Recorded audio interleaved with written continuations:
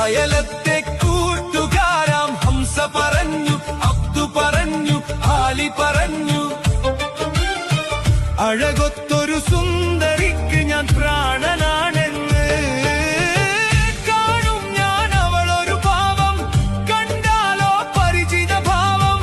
കാണും ഞാൻ അവളൊരു ഭാവം, കണ്ടാലോ പരിചിത ഭാവം. നിലയുടെ കടവിൽ, ചിറയുടെ പടവിൽ, കുടയുടെ മറവിൽ, അവളുടെ പിറകിൽ നിനച്ചും വിരച്ചും പിന്നെ അവളുടെ അരികിൽ. ഈ പ്രേമം എന്തൊരലാക്കാണ്.